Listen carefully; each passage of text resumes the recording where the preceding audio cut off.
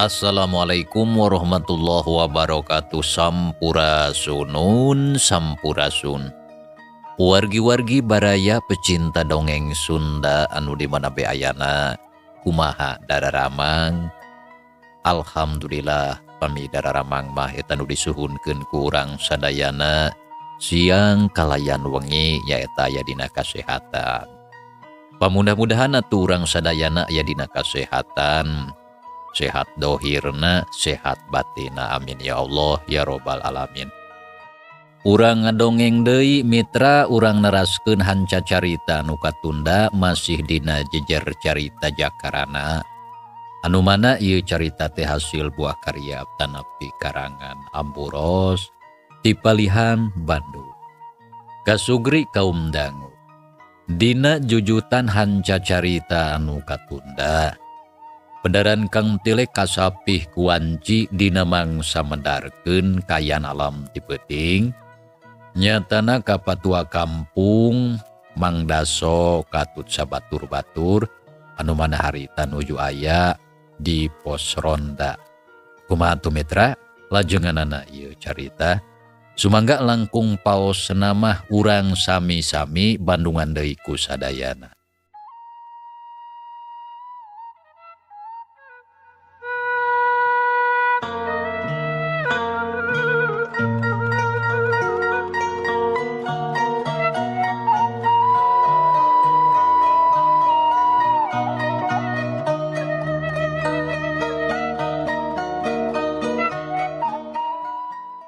Lain patua. Kuring mah ti saprak aya kajadian kaributan di lembur urang, HTT asa tetengrem, sarta sok bating sareblak loba kahariwang. Ceuk Mang Daso ngamimitian cacarita nembrakeun eusi hatena. Ya ari kahariwang mah sarua bae kuring oge boga. Komo ari ras inget ka komplotan garong teh sok ngalenyap HTT. Cing teh rajeun urang teh leupas tina kakawasaan si Duki jeung baturnya. Tapi geuning teu weleh we aya keneh wae anu dipikasieun teh. Asa teu kaoprek tentrem. Samalah sok datang pikiran kumaha lamun garong anu kamari daratang deui. Walon patua kampung gap kana dompet bako ngalinting daun kaung. Gur atuh diseungeut serebung udud haseupna mulek kaluhur. Panon kucap kiceup neuteup kana lalangit. Ningalikeun cak-cak anu keureuh silih udag. Hari ceuk kuring mah geus teu kudu dipikah hariwang teuing patua. Da geus sababaraha peuting lembur teh aman. Sigana maranehna geus moal aya anu daratang ka lembur urang. Apan ti heula geus kalabur kareok basa tarung jeung Kang Jakatea geuning. Tembal Jang Asman, manehna mah katingali ayem bae kawas anu geus yakin lamun komplotan garong teh geus moal daratang deui. Nya muga-muga bae atuh kitu Jang harepan mah. Saha anu peuting ayeuna kagiliran ngaronda? Kade ulah nepih ka lowong euy. Aya tiluan anu ngaronda peuting ayeuna mah. Tapikeun lah engke kuring jeung si Sodik rek maturan ngaronda. Tambah sore-sore sakalian rek ngajak main gapleh ngarahaneuteun.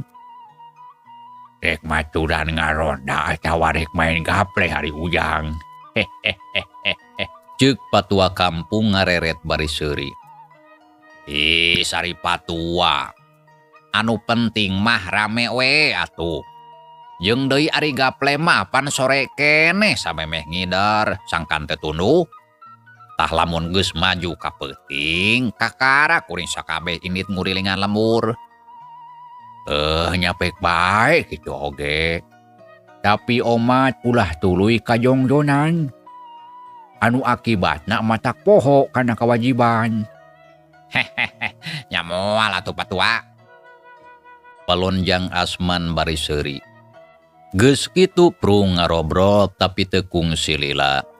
Dur kadenge sora bedug ditakol, jung sararia cerengkat saterusna arindit, rek ngajugjug ka masjid pikeun ngalaksanakeun salat Isya berjamaah. Kabeneran, tempatna teu pati jauh. Gancangna carita waktu salat Isya geus kaliwat. Mang Daso jeung patua kampung geus marulang deui ka imah. Arijang Asman terus mengkol ka gaduh ronda. Kayaan didinya poek lantaran saurang oge can aya anu datang. Sup ka jero garduh dekul nyeungeut cempor, bray kayam teh caang. Gek Asman diuk ngajentul sorangan bari udud. Teu kungsi lila, torojol aya anu datang. Tah geuning si laing geus datang Sodik. Kunaon oi teu ka masjid? Tanya Jang Asman beri melong ka sobatna anu kakara datang. Puguh oge henteu euy. Sabab uing bieu mantuan heula bapa neangan domba anu jalu eueuh. Walon Jang Sodi kalacat unggah gek diuk. Nah domba bapa maneh ka mana euy? Ngencar. Ngencar. Kan untungna geus kapanggih ti kebon patua anu belah tonggoh geuning kasampak teh keur jongjon we nyatu di dinya. Cing teh abong domba matak naon lamun heug bebeja heula ngarah anu boga teu lieur neangan. Eta uing nepi ka ngider ka itu ka dieu. Maneh mah kawas bodor Sodik. Piraku aya domba bebeja heula. Da teu bogaeun akal atuh. Da lamun bogaeun akal mah kawasna bakal loba domba anu parinter. Sarta maneh bakal kaelehkeun ku domba. Kitu eranya manusia eleh ku domba. Ari anu sabenerna mah anu sawarehna mah geus eleh manusia ku domba teh. Kagak abah maneh mah Sodik naon elehna sia. Ih, ari maneh. Tapi tong loba omongnya. Sabab ieu mah urang oge rada era ngungkapkeunana. Heutu naon? Can gena naon era weh. Kieu euy. Ari domba mah sia sok kumaneh pikir. Tina 5 taun teh kuateun boga pasangan 5 tawa genep tagunta-ganti. Nah, ari jelema cing sok. Geus hiji teh hiji we. Komo maneh mah teu boga hiji-hiji acan. Ari maneh Sodik. Eta meuni dicocok-cocokeun kitu jeung domba. Da beda atuh manusia jeung domba mah yeuh. Sok ngalantur ari ngomong teh. Ieu mah ceuk pikiran dewek ieu mah. Pikiran maneh teh eta teh sasar. Sesat eta teh pikiran kitu teh. Sesat tur menyesatkan. Kade pelosok boga pikiran kitu. Domba diakur-akur jeung manusanya beda tuh. Beda cek dewek oge ieu mah. Tadi cek dewek tong beja-beja. Ieu mah ngasau kurwangkongan bohong cek dewek. Nah kamarana anu rek karonda teh geuning can aya anu datang. Buah-buah parohon deui euy. Jang Sodik panonna rarat-reret ka jalan ningalian baturna nu harita can datang. Wah, moal parohon deui mah. Sigana sakedeung deui oge bakal datang. Keun bae da sore keneh kakara pada Isya ieu teh. Nya urang tungguan we lah di dieu bari ngobrol. Tembal Jang Asman sok nunda kuntung kana asbak. Bareng jeung kitu, ti kajauhan rentang-rentang aya sababaraha urang jalma anu datang muru ka pelebah gardu ronda. Awakna jarangkung badag sarta marawa bedog panjang. Nya teu lila beuki deukeut antukna gok anjog ka hareupeun gardu. Reg sakabehna areureun Asman jang Sodik bareng ngareret kanu daratang. Tapi barang ret gebeg atuh duana nareuwas anu taya papadana. Ret kana bedog panjang anu pating solegreng puguh atuh duanana oge awakna mending ngeleper. Jang, di mana di dieu anu aya warung? Tanya salah saurang bari melong ka Jang Sodik jeung Asman anu keur maralohok mata simeuteun. Jajantungna ratu beungeutna ngadadak sepa. Lantaran maranehna teu poho deui ka si Oden jeung baturna anu sababaraha poe ka tukang geus nyieun kaributan di lemburna. Kulantaran anu ditanya can ngajawab, pok si Oden tumanya deui sorana rada bedas ditujukeun ka nu duaan. Jang, kunaon ditanya teh kalapating polohok sia? Di mana di dieu aya warung? Ayo, buru jawab sia. Kadenge atawa henteu? Tanya si Oden panonna rada molotot ningali kitu teh. Puguh jajaka anu duaan teh tibatan ngajawab makalah murungkut awakna ngeleper da puguh sieun. Nempok kitu nyel atuh si Oden ambek lantaran pananyana teu dijawab. Hai buah-buah burung manusia teh. Ditanya kalah ngagibrig sugan hayang di kieu sia teh kurang ajar. Sakilat si Oden ngayunkeun peureupeuna kana beungeut Jang Sodik. Hiuk gejrot nenggel pisan. Kuak atuh Jang Sodik ngagero bari nungkupan beungeut. Aduh, alah ampun. Aduh. Nyaksian kajadian kitu. Jang Asman reuwas. Panon buncelik bari calangap kawas anu kabeureuyan. Keur kitu haok si Oden nyentak bari molotot. Sia cucurut lembur. Aing rek nanya, ari di dieu di mana anu aya warung? Lantaran dewek sakabeh lapar hayang nyatu. Ngadenge kitu Jang Asman gancang ngajawab bari jeung gugup teh puguh soak. Ari Jang Sodik manehna terus mundur ka tukang nyempod di pojok gardu. War. Naon sia teh? Kalah war. Naon sia? Warung di mana goblok? Tanya si Oden beuki ambek. Sedengkeun Jang Asman beuki gugup. Awakna nepi ka ngagibrig beungeut sepak awas eueuh getihan. Nya kitu deui Jang Sodik oge meuni murungkut bujurna asa kokoplokan bakat ku sieun. Beu sugan kudu di kieu ku aing. Bakat ku ambak mitra. Karawek rah bajuna ditarik. Hiuk. Jebrot. Beungeutna ditampiling koceak atuh Jang Asman ngagero. Aduh. Jang Asman ngagero ngarasakeun kanjeri tapak ramo ngagaralang karasa peureus. Sabot keur kitu durugdug Jang Sodik anu keur nyempo digusur ku si Jupri. Terus disuntrungkeun ka palebah Jang Asman. Geus kitu haok nyentak. Babajit. Dengekeun sia ku si lain duaan. Lamun hayang keneh hirup, buru jawab anu bener di mana di dieu anu aya warung. Ceuk si Jupri bari nulak cangkeng. Ningali kitu si Oden nyerenge seuri sedengkeun Ki Badrowi jeung baturna nu sejen ukur naringalikeun. Warung aya di palih ditu juragan. Tapi da biasana ari wayah kieu mah tos tutup. Lantaran daganganna tos sareep. Walon Jang Sodik sanajan bari jeung sieun teu burung bisa ngajawab.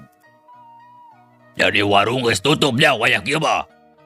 Tanya si Jupri panonna mureleng ka Sodik jeung Asman anu keur pating purungkut. Sumuhun tos tutup. Ari di dieu saha jalma nu pangbeunghara? Teu aya di dieu mah juragan. Teu aya jalmi anu pangbeungharna da sadayana ampir rata.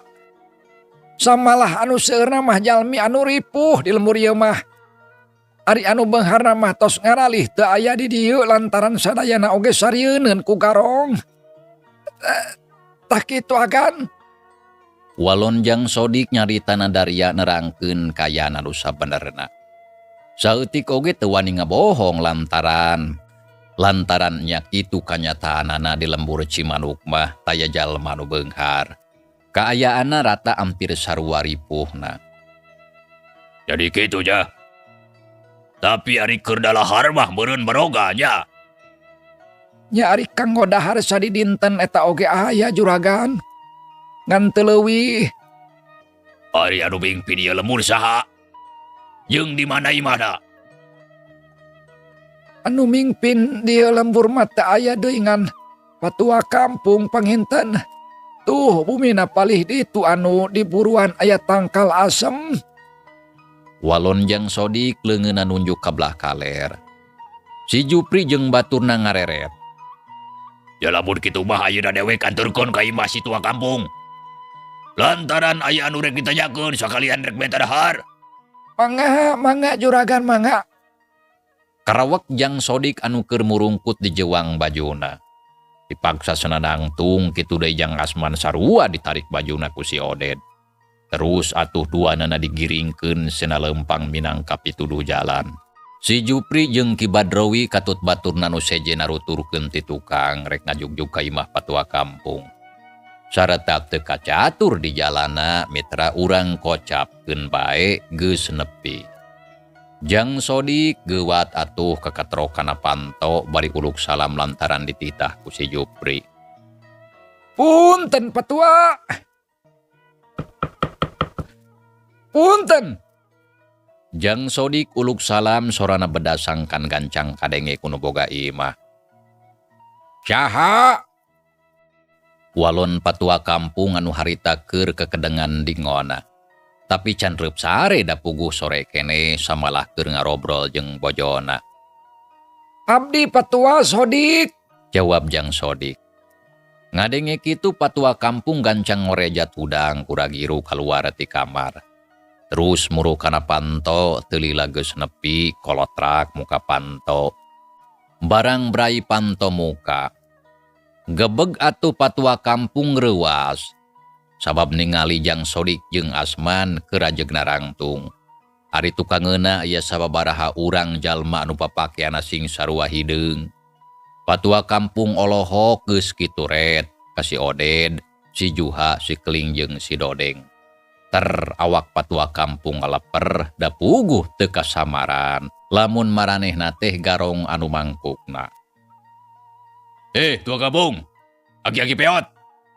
Sila inget keneh kadewek. Tanya si Juha panona muraleng ka patua kampung anu keur molohok. Jajantung naratug beungeutna katara sepada pugu reuwas. Dasar aki-aki peot sia. Alam molohok ditanya teh. Kadenge teu aing ngomong. Ngadenge caritaan kitu pok patua ngawalon bari jeung rada gugup. Rek nyaon deui aranjeun make daratang ka lembur kuring.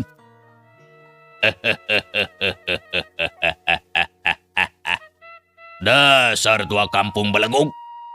Make jeung nanya rek naon. Apan dewek ayeuna ka dieu taya lian rek nanyakeun si Jakarana jeung saurang mojang anu ngaran Nyi Mayang. Sok kancang seuna kalaluar ulah disebutkeun. Lamun henteu ieu lembur ku dewek diaut-aut. Diduruk ku dewek pasya.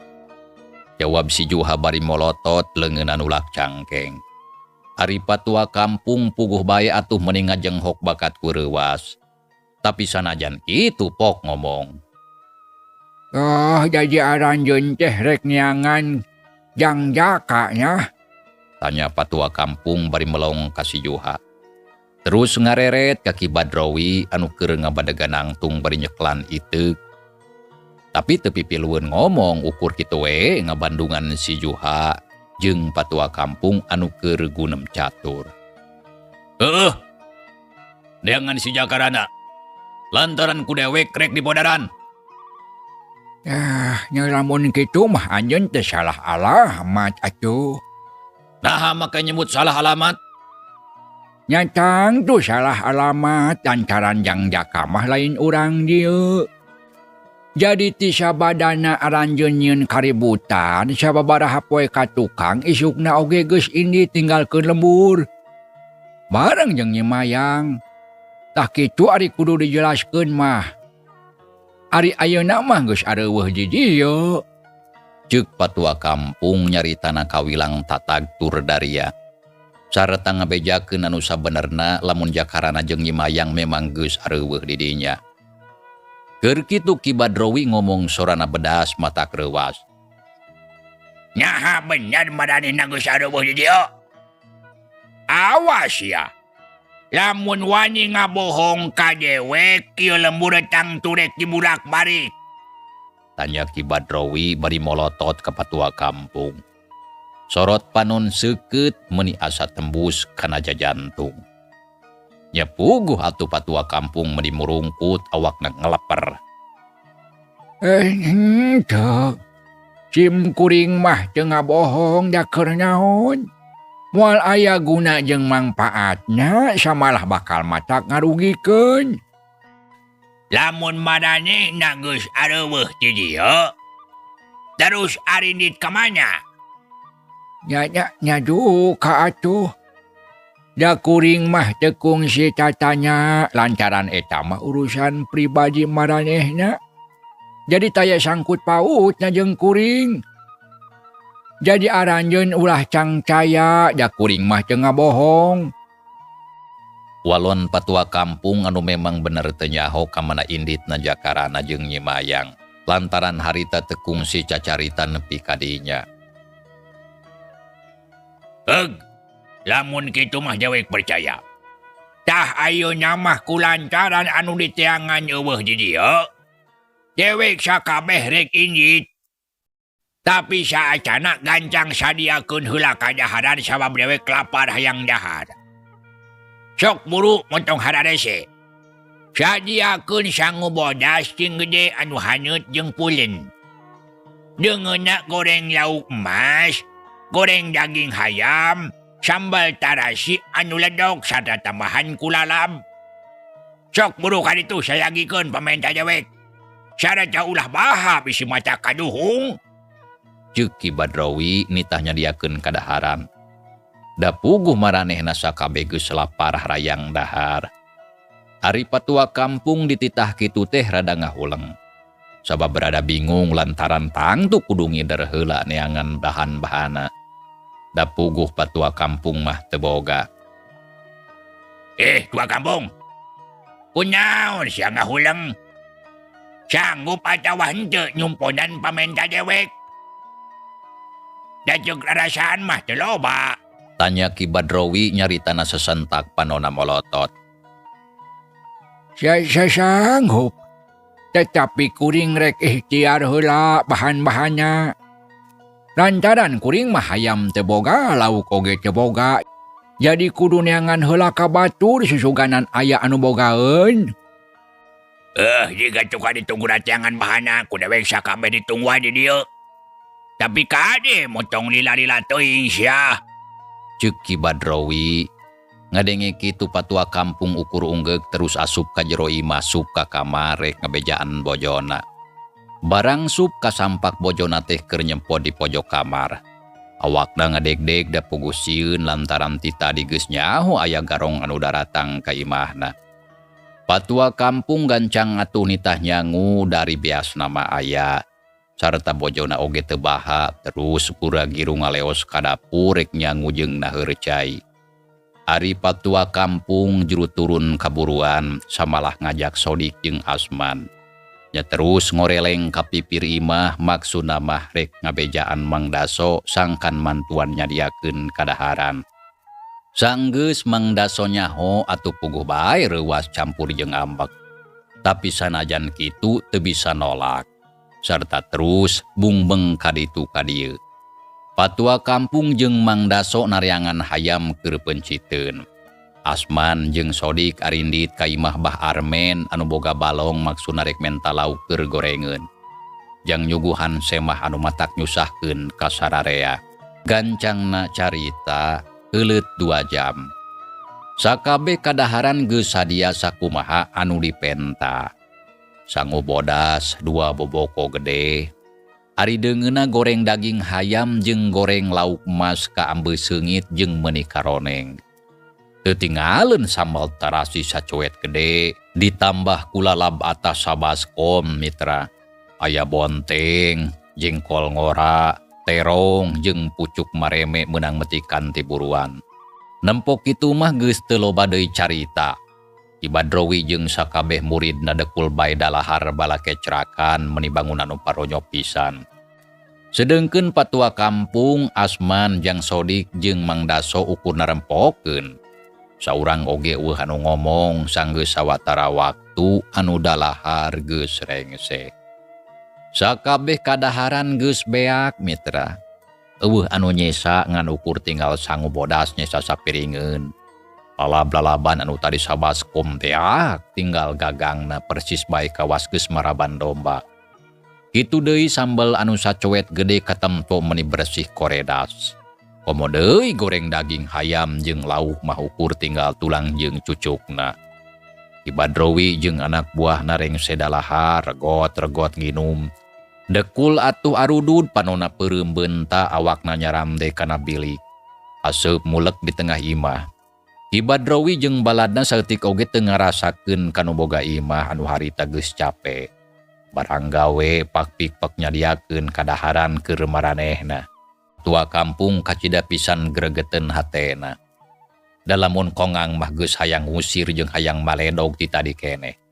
Tapi sanajan kitu sakuat tanaga nahan kasabaran. Lantaran sieun goreng balukarna. Nya sanggeus aya kana sawatara waktu pok Ki Badrowi ngomong. Badudak, ayo urang arindit dagu seueuh hayeuna mah. Ceuk Ki Badrowi ngajak indit ka sakabeh muridna nu keur dariuk nyarande kana bilik pari udud. Samalah si Oded mah teu karasa kalah tuluy nundutan. Ya hayu atuh bah. Da bener geus seueuh hayeuna mah samalah geus jangjang deui awak teh teu cara tadi lungse. Walon si Jupri terus ngareret ka sakabeh baturna. Jung atuh harita narangtung. Si Oded anu keur nundutan ditepak tuurna sarta diajak indit. Tua kampung. Nyuhun kuring sakabeh geus disuguhan. Tah ayeuna dewek rek indit. Jika ditunggu harees bisi silaing geus tarunduh mah. Ceuk Ki Badrowi geus kitu ngaleos muru kana pantoh. Juru turun kaburuan. Dituturukeun ku si Jupri jeung baturna satuluyna kenceling arindit ninggalkeun eta imah. Ningali kitu patua kampung Mang Daso Jang Sodik jeung Asman anu keur diuk meuni maralohok. Panoan maralong kasemahna nu geus arindit. Renghap patua kampung narik napas panjang. Hatena karasa ngemplong jeung lugina.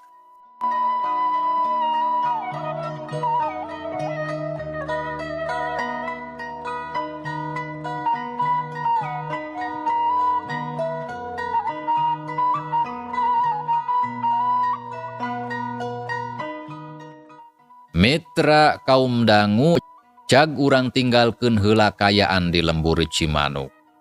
Nya kitu deui Ki Badrowi jeung anak buahna anu ayeuna keur aya di perjalanan rek neangan Jakaran anu jadi musuhna.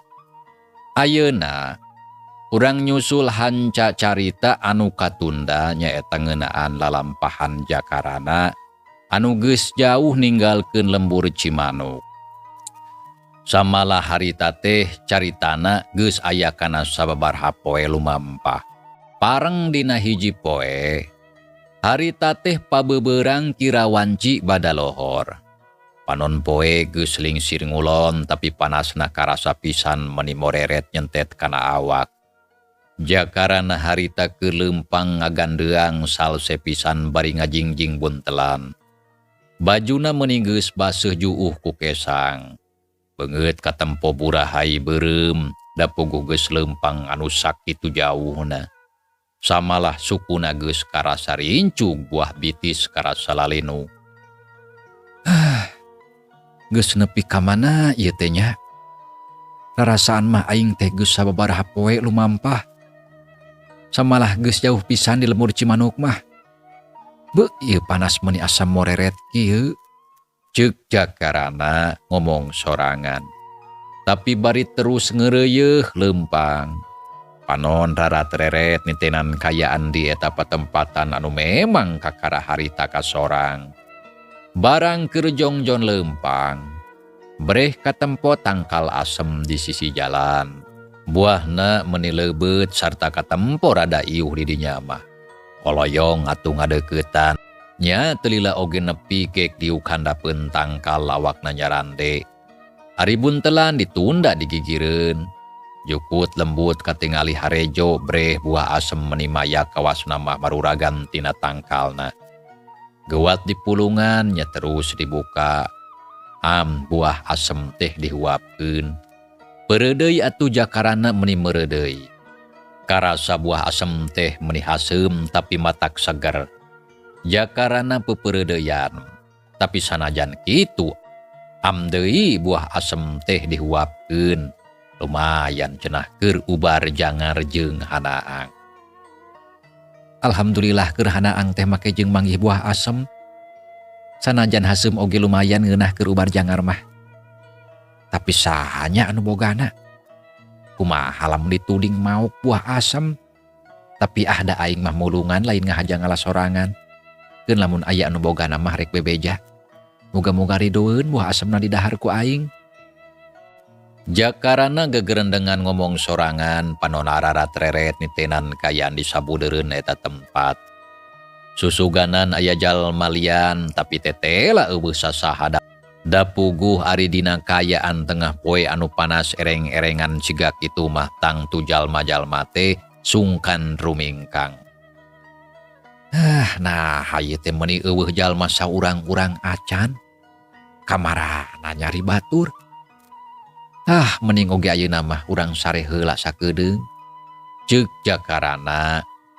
Repeureum tapi dina kayaan kitu teu pupuguh ujug-ujug breh kacipta rupa jeung tangtungan nyimayang anu geulis.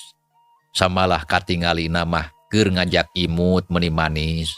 Hate jakarana nyeblak harita keneh brai beunta.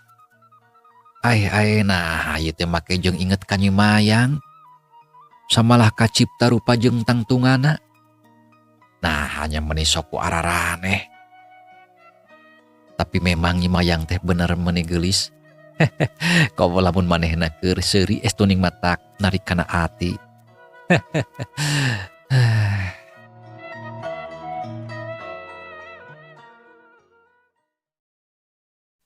Kitu ceuk jakarana samalah harita bari jeung rada sura seuri. Tapi tekung silila terus ngahuleng. Ras inget ka Nyi Arum Rengganis mojang lenjang geulis tur manis anakna pakuwu urang lembur Sindang Sari. Samalah jadi kacipta deui basa harita munggaran panggih di sisi leuweung waktu dipaling ku si Jupri. Renghap jakarana narik napas panjang terus istighfar bari ngusapeungeun. Nah hanya betasa loba awewe anu geulis di pilemburan mah. Teu kawas basa cicing di pasir hampir teu panggih jeung awewe teh. Kumaha rasana lamun seug jiga aing bisa laksana ngajodo sarta ngawangun rumah tangga ka salah sahijina. Boh ka Nyimayang atawa ka Neng Arum. Wah, geus pasti bakal bagja hirup aing teh. Tapi kakara meureun eta oge. Aduh. Jakarana ngadon seuri sorangan, nyipta-nyipta kajadian anu can pugu karuhan. Untungna dilebah dinya harita teh eueuh sasaha. Sabot keur kitu rentang-rentang ti kajauhan aya anu datang saurang lalaki anu keur nikreuh nanggung paparabotan. Kayaning boboko, ihin, nyiru, dingkul, aseupan, ayakan jeung sajabana. Katingalina meuni angkaribung. Ari umurna kira-kira aya kana 60 tahun mah. Da geus kolot. Tukang parabot terus bae nikreuh leumpang sarata beuki ngadeuketan. Geuning itu aya tukang parabot. Kawasna mah capeun da geuning leumpangna meuni ngalenghoy. Keun urang tanya sugan bae daekeun eureun sakalian rek nanyakeun ngaran ieu tempat. Tekung silila. Lar tukang parabot teh ngaliwat ka palebah tangkal asem. Nya terus ngareret ka jakarana anu keur diuk, reg eureun bari ngecakeun babawaan. Tapi tekung sililagap deui kana paparabotan terus ditanggung saterusna ngaleos. Ningali kitu puguh bae Jakarana ngarasa heran. Boro satadina mah geus ngarasa atoh lantaran tukang parabot eureun. Tapi beut kalah terus ngaleos ninggalkeun eta tempat sarta teu malire ka Jakarana anu tadi geus rek pok ngomong. Beunah kunaon si bapa teh kalah terus ngaleos? Ceuk Jakarana jung nangtung terus kuragiru lempang udag si bapa tukang parabot anu keur nikreuh lempang teu luak lieu ka tukang. Bapak, Pak, ki antos sakedap. Ceuk Jakarana terus lempang gagancangan telila oge geus kasusul. Nya terus nangtung megatan jalan. Ningali kitu reg atuh si bapa tukang parabot teh eureun panonna mencerong ka jajakan anu aya hareupeun. Nya terus pok ngomong. Ujang, iling tong halangan kana jalan kuring. Dagang oge ieu teh can meunang duit. Lamun arek ngarampok tong kajalma anu teu boga. Tapi lamun butuh ka parabot mah sok bae pilih. Naon anu dipika butuh atuh asal ulah ngaruksak kana dagangan batur. Mitra, cageula ieu carita urang tunda heula, insyaallah kin urang lajengkeun deui. Hatur nuhun mitra kana naon rupi paratosana. Wilujeng kantun. Wassalamualaikum warahmatullahi wabarakatuh.